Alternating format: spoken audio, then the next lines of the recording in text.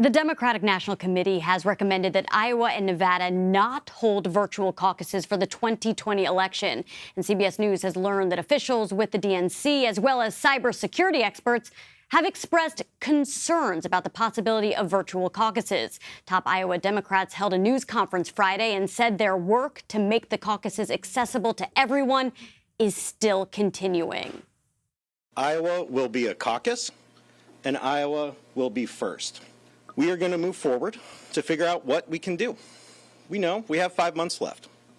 We know, and we are still committed to making sure that this process is as accessible as possible, to make sure that this process is as transparent as possible, to make sure that our caucuses are a tremendous success.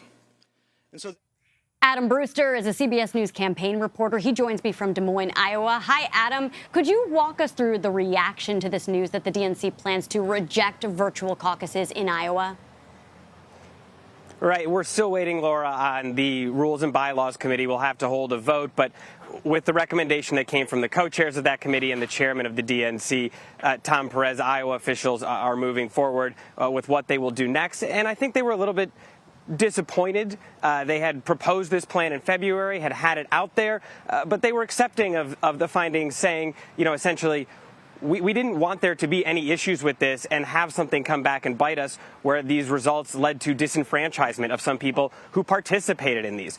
So Troy Price, the Iowa Democratic chair, says now they're going to go forward and see if they can find an alternate way to expand the accessibility of the caucuses.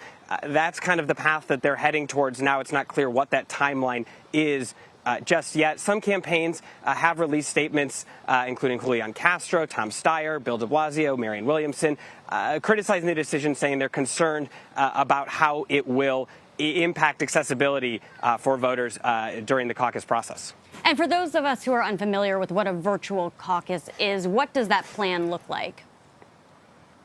Right. So the plan that was proposed was a telecaucusing system, or caucusing by phone. People were going to be able to call in, they were going to be given a secure PIN, and they were going to be able to rank their top 5 choices. And the idea was that that would take place over 6 different time periods, 5 days leading up to the caucuses and 1 concurrent with caucus night, as a way to accommodate people who couldn't participate in the caucuses. The Democratic National Committee had required caucus states to find ways to expand accessibility, as one of the criticisms of caucuses are sometimes they hamper voter turnout because they are held on a specific night, at a specific place, at a specific time. And of course, in Iowa, that usually falls on a very cold winter night in February. So they were looking for a way to try to expand that beyond people who could be in attendance, and that effort will continue. So a virtual caucus from home seems easier, but what are some of the concerns that DNC officials had about them?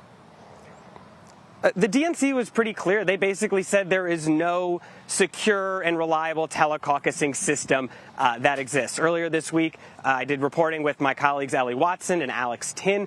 We worked on a story that found the DNC earlier this month, security experts had found a potential vulnerability with one of the potential vendors being considered for the virtual caucuses. And of course, hacking is something that still looms over the Democratic National Committee after 2016. There was that breach that led to the release of internal emails and ultimately the resignation of then chairwoman Debbie Wasserman Schultz. So this is something the Democratic National Committee is taking very seriously. And they said with the threats that they saw in 2016 and 2018, they just couldn't guarantee that the telecaucusing systems being proposed would be secure enough to allow them to move forward. And that's why the Rules and Bylaws Committee co-chairs and Chairman Tom Perez are recommending that the plan not be approved. So with that hacking threat still looming, what is next for voters in Iowa? Does this mean the state will not have a virtual caucus? It's not quite clear yet what exactly will come from this. There's basically 2 paths to go down. Troy Price said today, the chairman of the Iowa Democratic Party, that they're going to look at other ways to try to expand accessibility and keep the process open for everyone. He said this will be the most successful caucuses that they have had, and stressed that really the primary function of the caucus is what happens in person on that night. But they're still looking for ways to expand that and present that to the Democratic National Committee. He wasn't clear on what a timeline could be or what some of those proposals could look like. The other option is the Rules and Bylaws Committee. The letter today from Chairman Perez and the other officials said if if there isn't an alternate plan, that they should grant a waiver to Iowa that gets them out of that mandate that required states to expand access beyond what is available on caucus night. And that remains to be seen, if that waiver would go through, but that is one of the other potential options. Troy Price was very clear today. He said it many times.